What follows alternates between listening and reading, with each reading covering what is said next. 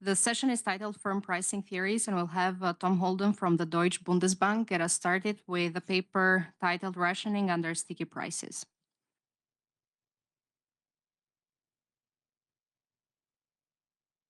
Very happy to be here. Yeah, so usual disclaimer applies. I want to motivate this paper by thinking about the supply disruptions the world has experienced in the 2020s. Okay, we've had a run of major ones. There was COVID, blockage of the Suez Canal, the war in Ukraine, and all of these supply disruptions have led to widespread stockouts and delivery delays. If you lived in Frankfurt during the pandemic, you will have experienced empty shelves in Raver. But it wasn't just consumer non-durables, and it wasn't even confined to the pandemic. If you wanted to buy a car in 2022, sure, they would let you order a car, but they wouldn't deliver it until 2023. I claim that stockouts and delivery delays are both forms of rationing. Why do I say they're rationing? Well, because they're ultimately a choice of the seller. Sure, marginal costs increased a lot during these supply disruptions, but they didn't go to infinity. If a firm was really prepared to pay, it could always obtain the inputs it needed for production. So, for example, if the Suez Canal is blocked, you could put your intermediate inputs in a helicopter instead. You know, it's going to be expensive, but if you're prepared to pay, you could do it. So it's worth thinking about what would have happened had prices been flexible. Okay, with flexible prices, marginal cost has increased, the price would increase proportionally. If the price has increased proportionally, then the people who really valued the good would still have been able to buy those goods. You wouldn't have had stockouts and delivery delays. Instead, for some reason, firms didn't adjust their price. Prices are sticky. So what do firms do instead? Well, they don't want to sell at a price below marginal cost, so they just stop selling at some point. So I'm motivating this by these big supply disruptions, but this is also going to be a paper of normal times. It turns out that over 10% of US consumer goods are out of stock in normal times. So really rationing is there all of the time. I want to just start by reviewing why sticky prices inevitably lead to rationing, okay? A firm's nominal price is fixed for some reason, sticky prices, and suppose there's inflation going on in the background at 2%. Okay, that inflation is eroding the firm's real price, so its real price is going to be declining over time. If a real price is lower, it's relatively cheaper, firms want to buy from that good, that means sales are going to increase. And if a firm has short-run decreasing returns to scale, that means the firm's marginal costs are going to be increasing. So firm's real price is decreasing, firm real marginal costs are increasing. At some point, those two lines are going to hit each other. What should firms do at that point? Well, the reasonable thing is for firms just to stop selling at the point at which price is equal to marginal cost. But this is not what happens in the models we work with. In essentially all models of sticky prices, whether they're Calvo-based or menu cost-based, the assumption is that firms always satisfy demand. What do I do in this paper? Well, essentially, this paper is what are the macro implications of letting firms ration? So I'm going to allow for rationing, random rationing, in a continuous time NK model with endogenous price rigidity. And there are three main findings I want to stress. Firstly, rationing is going to generate a convex Phillips curve. Secondly, rationing is going to massively reduce the welfare costs of positive trend inflation compared to an economy without rationing. But rationing is going to make monetary policy much less useful for stabilization. Following an expansionary monetary policy shock, the welfare relevant measure of output is actually going to decline, even though the model's equivalent of measured output will increase. What's going on? Why is welfare relevant output so different to measured output? Well, the basic mechanism of the model is as follows. If you've got high inflation, that's going to erode markups, so you have relatively lower markups. Low markups is going to increase the chance of rationing. Higher rationing is going to mean consumers are consuming fewer varieties, and consumers like to consume lots of varieties. Consumers have a love of variety, so this drop in the measure of varieties consumed is going to reduce welfare. It's going to reduce the welfare relevant measure of output. But the statistical authorities don't pick up this fact that there's a drop in variety. They don't pick up that consumers love variety. So measured output is not going to face that downward pressure. So following high inflation, welfare relevant output is going to go down, even though measured output is going to go up. So why has no one written this paper before? You know, I say it's kind of obvious that firms should stop selling at the point at which prices equal to marginal cost. Why has no one written this paper? Well, I think people have had in their mind a back of the envelope calculation like the following. Markups are about 10%. Inflation is 2%, say. So prices change at least one time per year. Maybe over the course of a year, markups are going to decrease from 10% to 8%. They're not going to hit zero. But this is completely the wrong back of the envelope calculation to make in a world in which firms face short run decreasing returns to scale. So let me show you the right back of the envelope calculation. Firm demand in our model under standard calibration is something like real price to the power of minus 10. And marginal costs, well, marginal costs are something like sales to the are proportional to sales to the power of alpha over 1 minus alpha, where alpha is the fixed share in production. You might tell me alpha's a third, that's the capital share, but actually in the short run, a lot of labor and intermediate goods are also fixed. So based on some evidence from Abraham et al., I calibrate alpha as being closer to 3/5.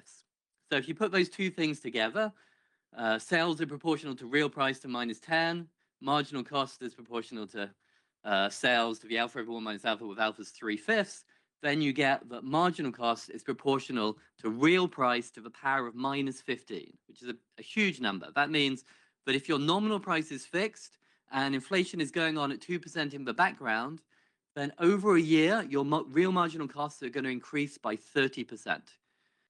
Whatever calibration of markups you think is reasonable, a 30% increase in marginal costs is enough to kill them. Actually, this calculation understates firms' real reasons to ration. One thing I'm going to stress in the model I'll show you today is that firms face high-frequency fluctuations in demand, and at times of high demand, the markup's going to be much lower. They're going to be much more likely to ration. Okay, so let me turn to some evidence. So firstly, as I've already told you, Kavai Christoph, they found 11% of all US consumer goods were out of stock pre-COVID in 2019. During the COVID period, this number was crazy high, and maybe that's less interesting. You know, there are some direct effects of COVID, which I'm not going to be modeling here. But even in 2022, after the majority of the COVID disruptions had passed, still about 23% of US consumer goods were out of stock. And this is broadly in line with my story. High inflation post-COVID seems to be leading to high rationing. And in the paper, I show 5 other facts. And I think I'm only going to be able to show you 3 of them today. So firstly, I show that expansionary monetary policy shocks increase a measure of stockouts and other shortages. So a direct evidence on on rationing increasing following demand shocks. In the paper, I also show at the product category level that increases in price adjustment rates in a product category are followed by reductions in stockouts in that product category. Why is this in line with rationing? Well, firms with new prices, they're going to set high initial markups. High initial markups protect you against rationing. Also in the paper, I show that quantities sold are concave in the age of a price using scanner microdata. Why is this in line with rationing? Well, in the absence of rationing, quantities sold should be increasing exponentially in the age of a price because inflation going on in the background is eroding the real price. If for some reason sales are not increasing exponentially in the price age, and in fact sales are concave in that price age, that means something is pushing down the sales of goods with old prices. Rationing is the obvious explanation for that. I also show that rationing helps match the convexity of the Phillips curve, which has been documented empirically by Forbes and others.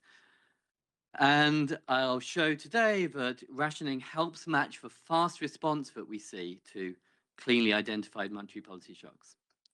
And let me turn straight away to this VAR evidence. So here's the response to a expansionary monetary policy shock identified following Miranda, Agrippina, and Rico.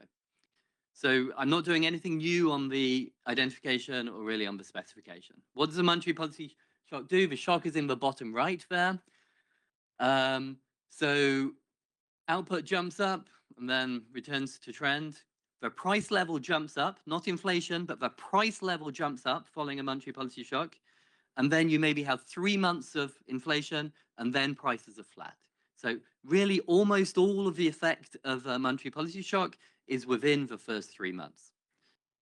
That's standard. That's in Miranda, Agrippina, and Rico. It's also in Bauer-Swanson. They get the same thing. What's new here? Well, the third plot on the top row shows the Caldara-Iacovello-U measure of US shortages.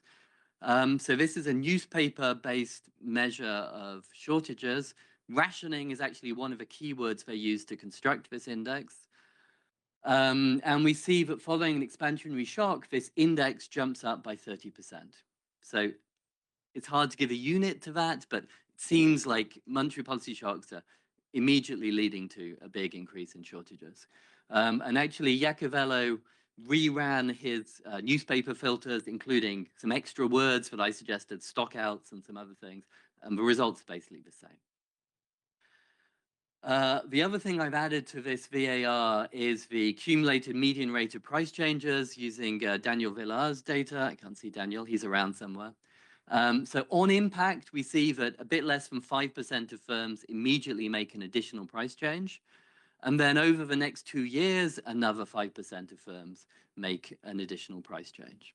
So monetary policy shocks are increasing the rate of price changes. Okay. So let me turn to the model.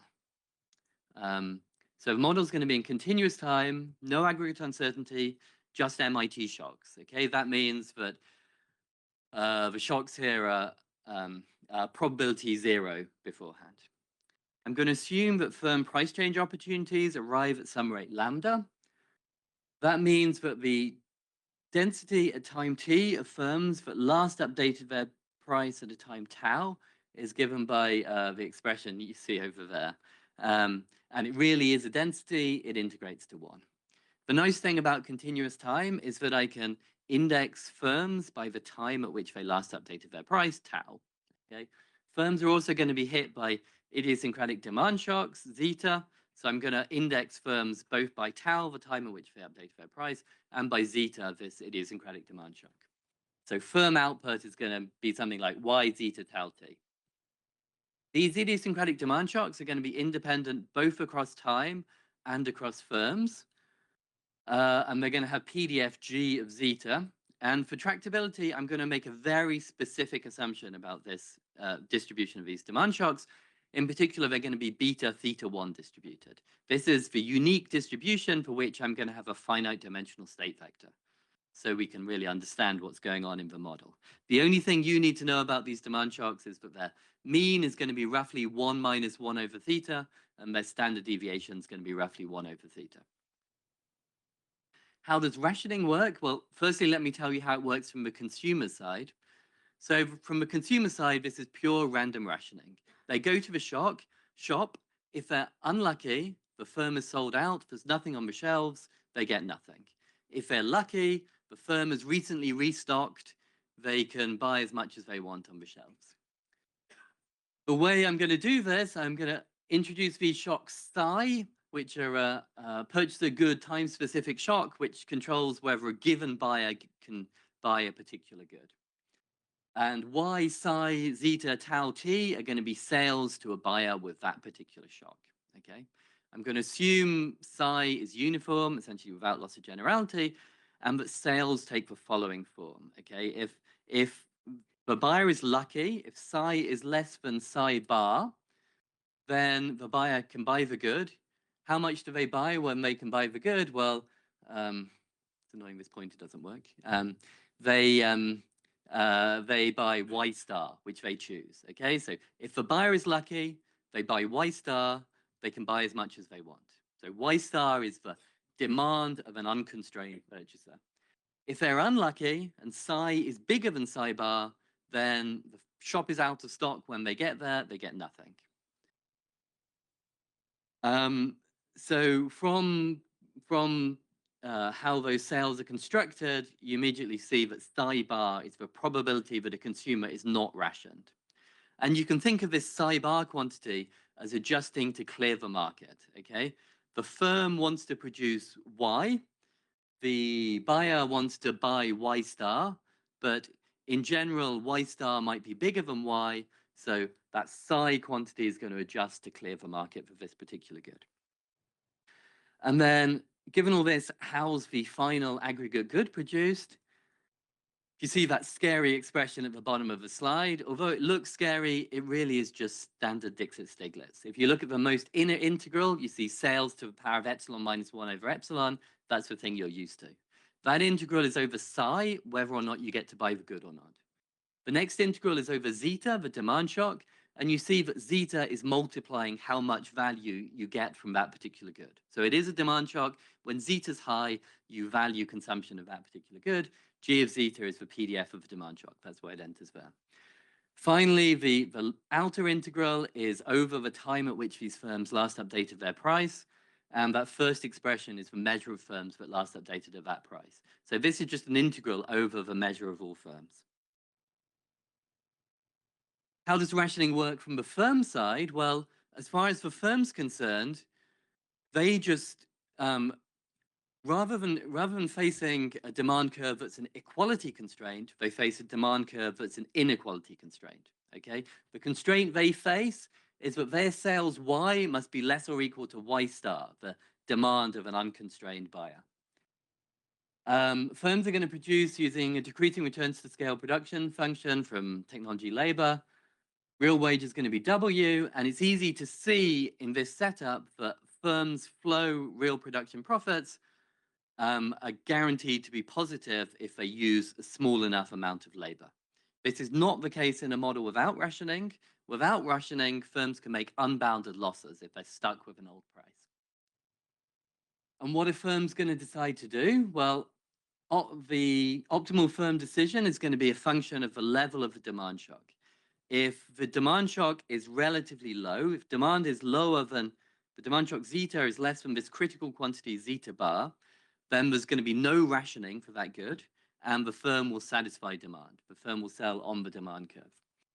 But if zeta is bigger than zeta bar, so demand is high for that particular good, then the firm will optimally choose to produce up to the point at which price is equal to marginal cost. This means that sales for that good will actually be increasing in the price, not decreasing.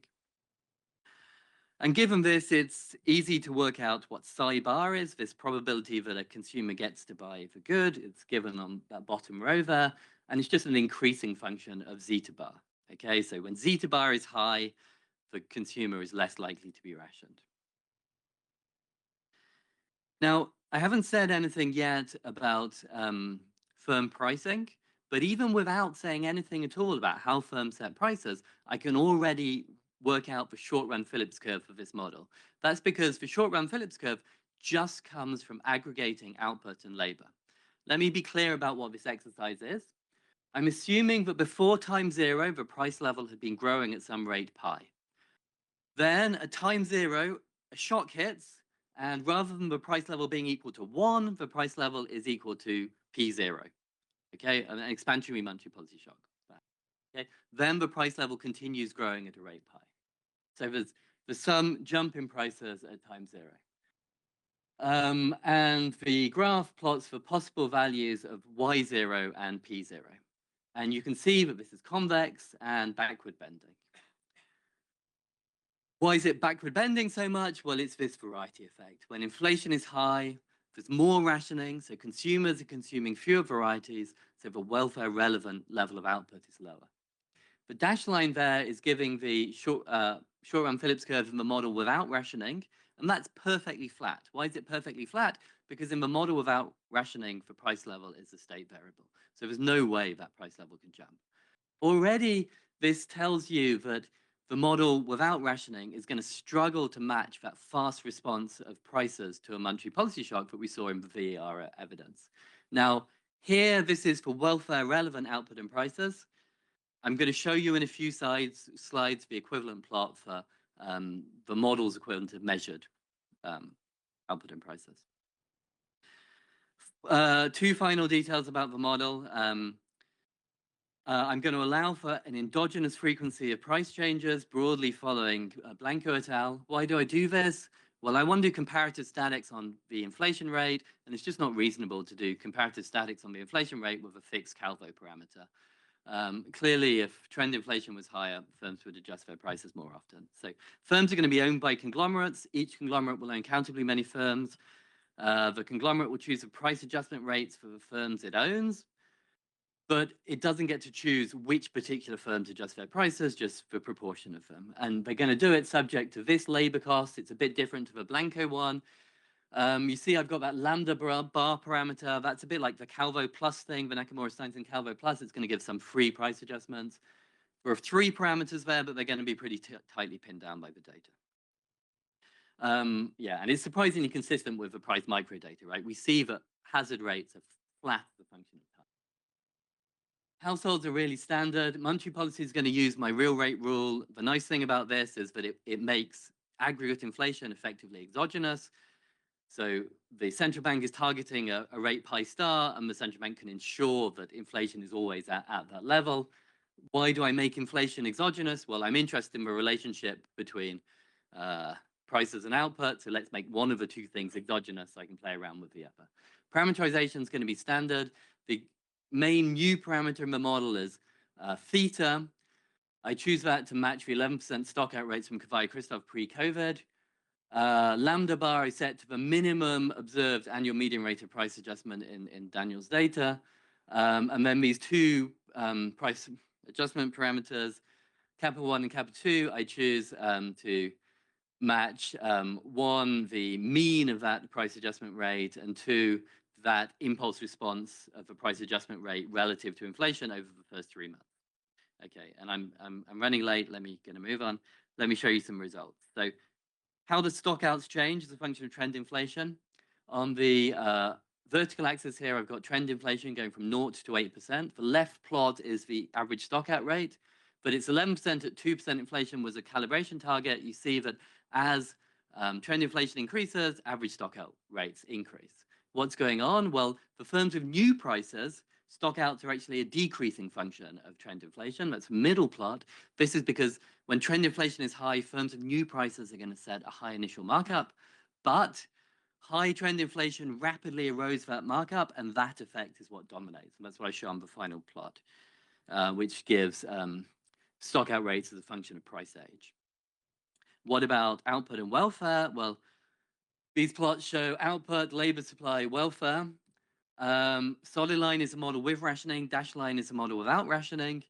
You see that high trend inflation is bad for welfare in both models, but really the loss of welfare in the model with rationing is minuscule compared to the loss of welfare without rationing. An 8% trend inflation rate is reducing welfare by 35% without rationing, barely at all with rationing. What's going on there? In the model without rationing, you have all of these firms with prices below marginal cost, and they're not just selling a little bit below marginal cost, they're selling a lot because their prices is low. This is just terrible for welfare. Okay, what about the response to a monetary policy shock? So the driving shocks are in that top left plot over there, and you can't see those numbers, I'm afraid. The driving shocks are going from +6 to -6%. These +6, -6 to welfare relevant inflation move measured inflation from +2 to -2. So measured inflation moves a lot less than welfare relevant inflation. The bottom left plot there is measured real GDP. So measured real GDP increases for an expansionary shock, decreases for a contractionary shock, as you would expect. But the bottom middle plot there shows the welfare relevant GDP following these shocks. And you see that the expansionary inverted commas shocks are actually reducing the welfare relevant measure of output. The only shocks that robustly increase welfare relevant output 1 year out are actually the contractionary shocks. And that final plot there is showing stock out rates, which are going up to like 3.5% following this shock. Let me show, oh, okay, 2 more slides if you'll give me. So here's the 3 months Phillips curve. It's really just plotting the same information as in these IRFs, but just looking 3 months out for output and prices. So solid line is measured output, solid black line. Solid red line is welfare relevant output. Dashed line is the model without rationing. You see that the Phillips curve and model without rationing is still almost flat. It's not perfectly flat anymore. What does the data say? Well, you can measure the slope of the Phillips curve by looking at the relative response of output and prices following a monetary policy shock. If you do that, you get a slope of 1.2. And it turns out that the black line is exactly a slope of 1.2. Final exercise, let me show you an absolutely crazy shock to replicate the post-COVID inflation. So now my driving shocks are going up to plus 12%. That's enough to increase the PCPI price level by 5% 1 year out, so 7% PCPI inflation, as we saw in the US. And that gets stock out rates up 9%, so from 11% up to 20%. 20% is roughly what we saw in the Kavai-Christoph data post-COVID. So my one new rationing parameter is matching 4 facts. Stockouts pre-COVID, stockouts post-COVID, slope of that 3 months Phillips curve, and also the concavity of sales over the life of a price, which I haven't showed you today. And yeah, I'm 1 minute over time, so I should stop there. Thanks a lot.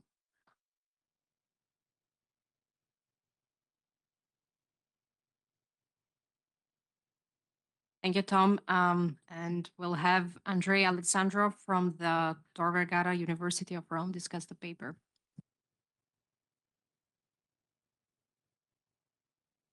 All right. Thank you very much for giving me the opportunity to discuss this interesting and very insightful paper by Tom. So I'll start by summarizing what I've learned from the paper.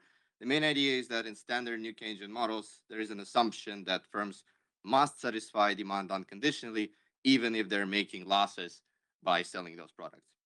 And data and, well, I would add common sense suggests that that is probably not what is going on in reality. So firms can actively ration, they can reduce their supply, make sure that they're not making losses.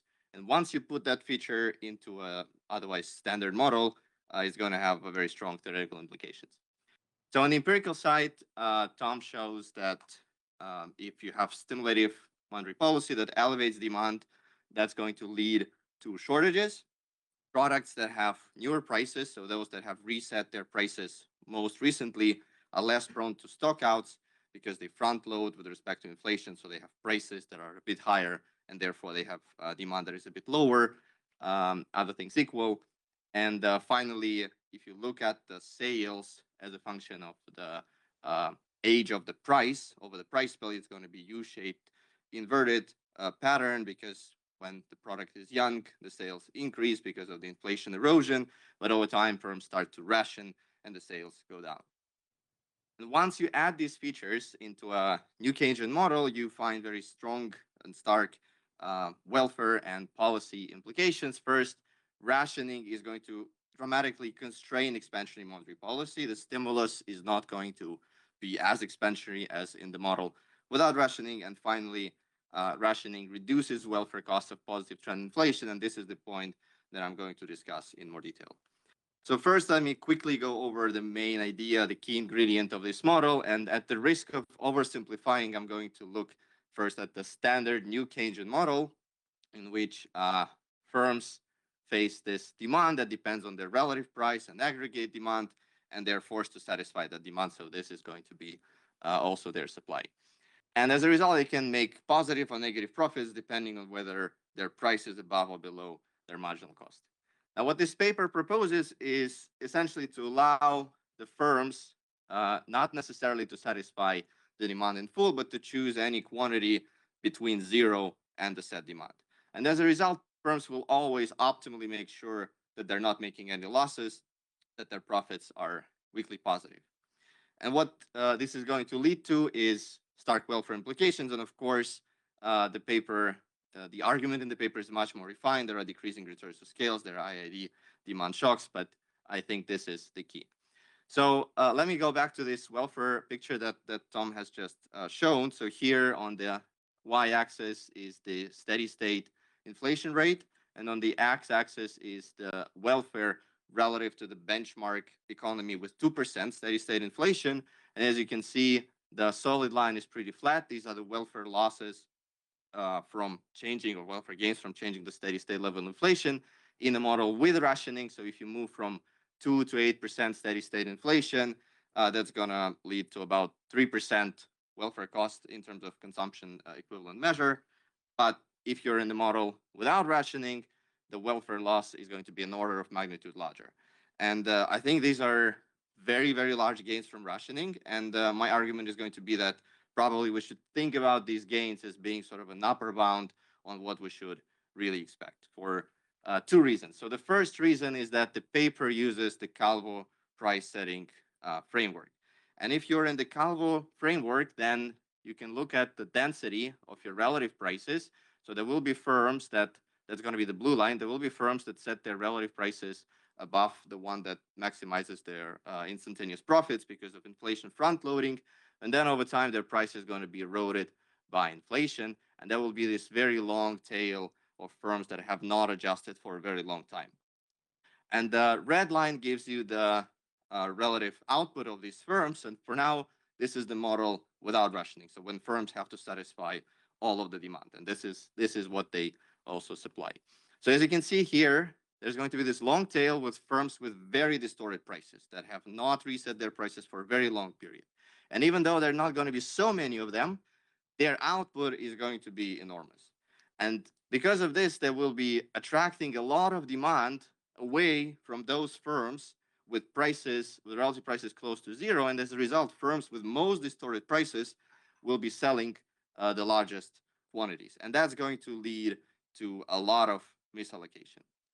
Now, what happens when you allow these firms to ration? Nothing is going to happen to the blue line, to the density. You're still in the Calvo setting, but instead of having to supply whatever is demanded, this dashed line that was there before you had rationing, allowing the firms to ration would lead to these firms with very low prices, with very distorted prices, to reduce their output, and as a result, they will not be selling as much. They will not be attracting the demand of those undistorted firms, and this is going to lead to a huge reduction in misallocation and to a very large welfare improvement.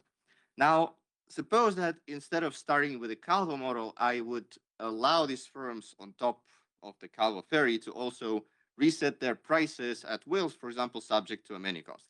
Now, this is not going to act on the relative demand of these firms in the model without rationing, but it's going to act on the density.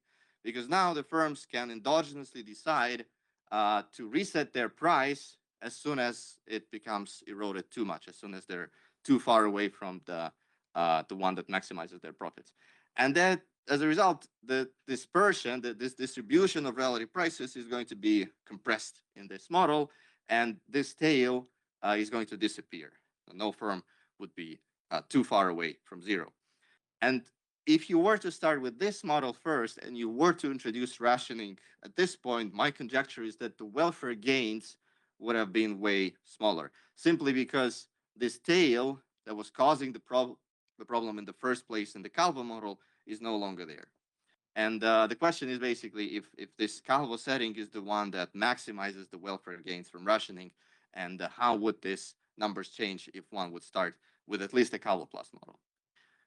Now, the second point regards the calibration. So in the paper, rationing is essentially an additional margin of adjustment for these firms. And in that sense, it actually helps correct the inefficiency that is stemming from price rigidity.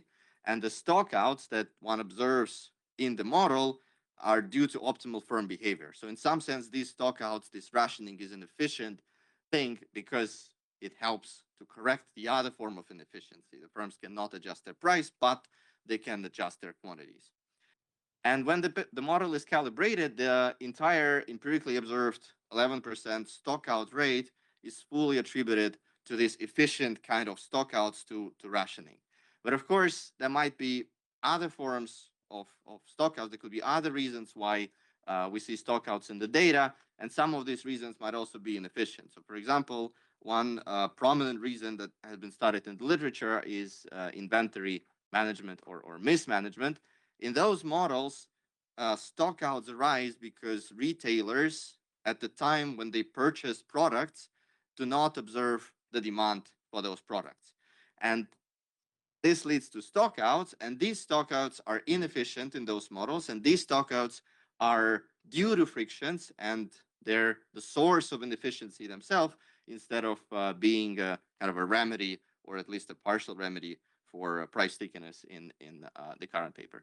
And the question is, I understand this might be very challenging, but I think it's interesting to think about at least what fraction of this 11% rate is due to this efficient form of rationing that is there in the paper, and what fraction is coming from inefficient inventory mismanagement, or at least try to play with this parameter in the calibrated model and see how results change because of that. I'm going to speak the minor comments for the sake of time, and the final remark is that I think it's a very well executed paper with carefully done empirical analysis and very carefully designed dynamic model of rationing under sticky prices. It has very important implications for welfare and the effects of monetary policy, and I think one avenue for improvement would be a more tighter quantification of this welfare costs. Thank you very much.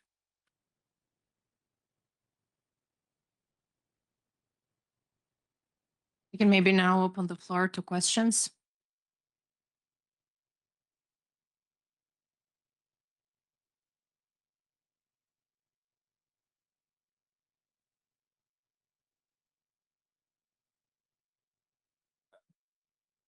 Thank you very much to both. Actually, excellent paper and excellent discussion. So I'm going to touch a few points of on the discussion too by Andrey.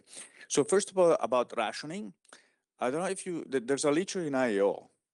I mean, there are some goods which are rationed by construction. Ferrari, for example. So if you want to buy a Ferrari, it takes 3 years to buy it. Rolex, I mean, these are very often are luxury goods, but not only. So it goes back to the point, which goods are rationed? So these 11%, are those particular goods, some type of goods, so the random goods? So I would like to see that in normal times, if the particular characteristic of goods that are rationed. And you may want to look at this IO literature. The other thing is that, I'm old, so I started, looking at this Akerlof Yellen paper, right? So menu, and the whole idea is the menu costs are low. Menu costs are so low that very difficult to justify it. Prices are sticky. And it seems that instead here you have that prices are sticky, and these firms forego a hell of a lot of profits, I guess, by choosing not adjusting the price. This is actually a point that Andrey actually touched. And the other thing is that if marginal cost is increasing, it's not that so the consumer goes there, either gets zero or get the Y star.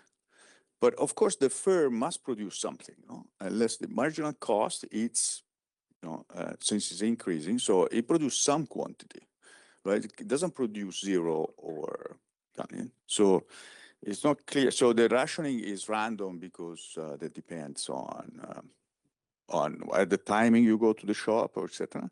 The other point I think also Andrey made it is about inefficient to other frictions.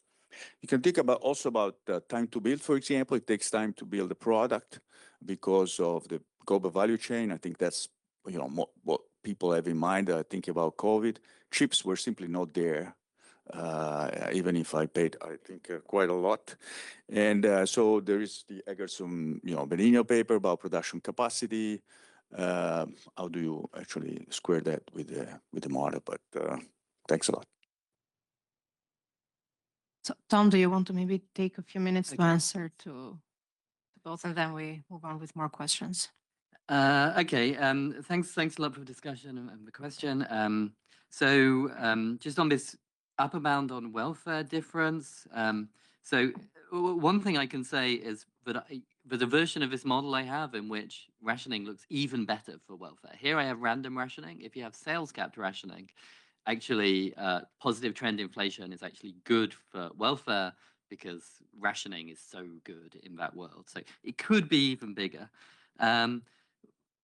You know, I take your point about Calvo versus kind of Golosov-Lucas menu costs. In fact, you can prove that in a Golosov-Lucas model, if a firm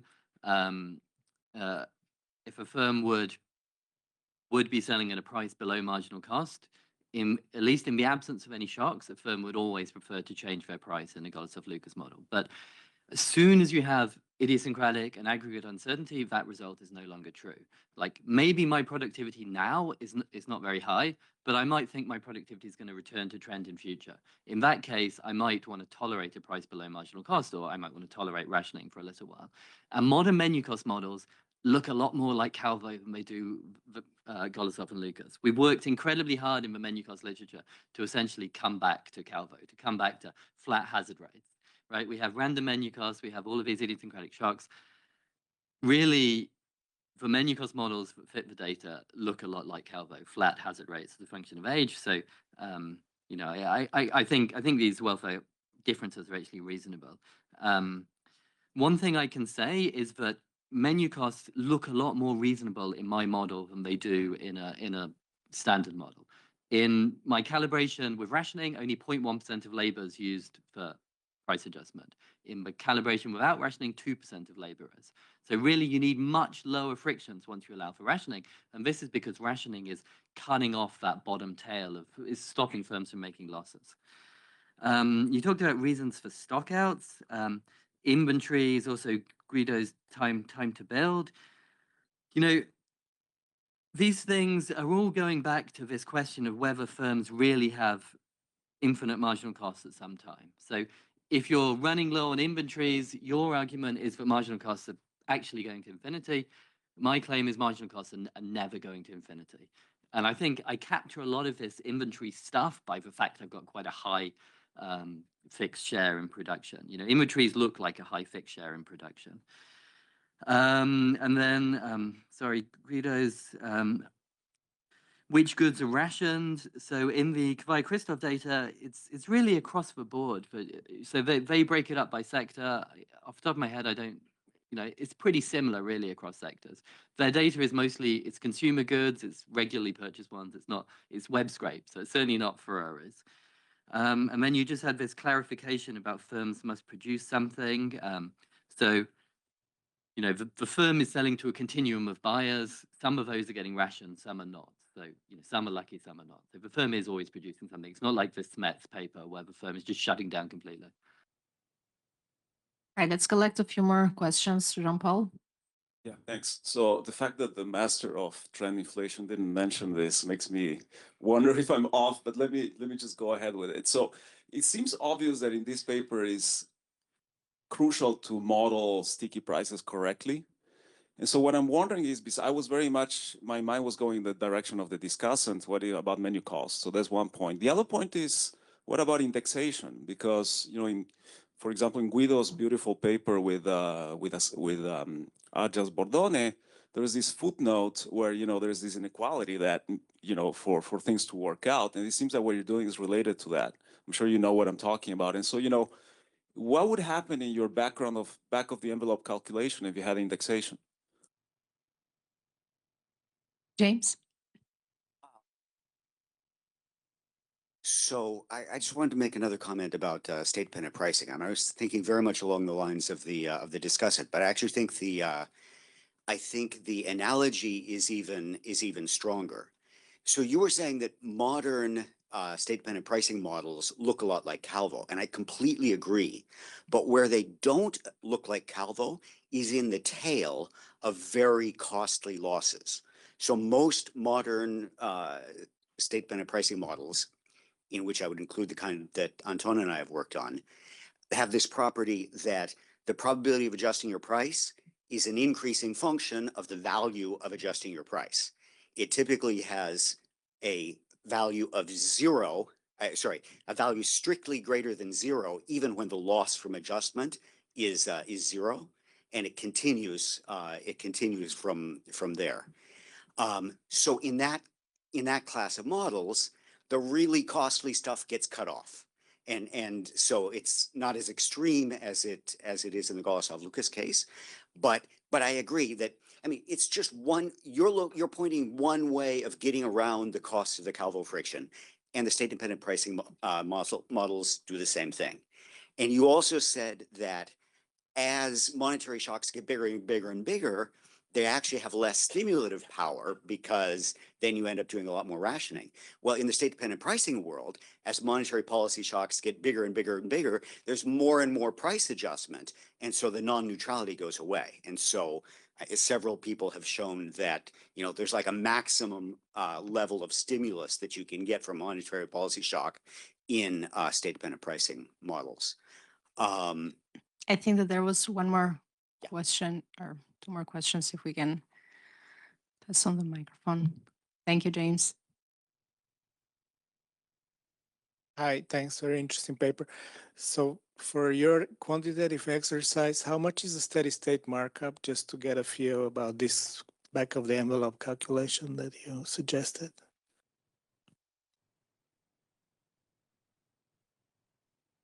Just a note,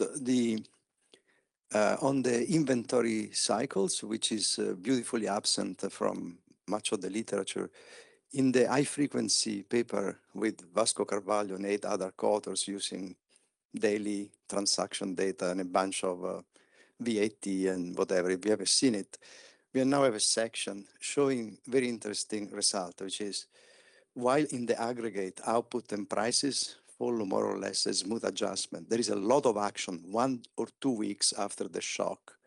And this action is reconciled with production, looking across the input output by basically an inventory cycle that goes through wholesale retail and only later goes to production. So this is very significant, and it brings back very strongly this problem of dealing with inventories, which are central to trade fragmentation and the coming mess from tariffs. Especially with Bank of Canada and others, we are thinking about the layers of nominal rigidities and inventories, which makes life difficult, but perhaps closer to the empirical evidence. All right, Tom, maybe if you can take a couple of minutes to answer. Yeah, I've got less clever to say about all of his questions. Indexation, you're right that it would kill a lot of things if firms are indexing. I think in the microdata we don't see much indexation. At least that's my take on it. I might be wrong. James, yeah, I completely take your point about menu cost models looking very different in the tails. You were talking about big shocks having different effects. You know, I do have endogenous price adjustment here. So it's also the case in my model that big shocks have different effects. Like the Anders Blanco thing takes me a long way towards these things, I hope, at least. You know, the reason I don't do a menu cost model is I'm trying to get something that looks quite like the standard 3-equation NK model. You don't want to go too far away from that world. Steady state markups, Anton, my epsilon was 10. Average markups end up being a little bit higher in the model with rationing than in the model without, just because you're cutting off this tail of negative markups. So maybe they're 11% or something. I'd have to double check. And then inventories again. You know, I really do think that the short run decreasing returns to scale capture a lot of what people have in mind from inventories, albeit in a very reduced form way. You know, there's an interesting literature doing inventories and stockouts like Midrigan and other people. In those models, they still have the same issue, but the standard NK models do. So those models, it can be the case that firms will sell the good, even though the value of keeping that good in inventories for the future is higher than what they get from selling it. It would be great to do a version of this with inventories as well. It just wouldn't be very tractable. I think it's a different paper. It'd be a computational paper. Maybe I can do it with Andrey. That's the next paper. All right, thank you.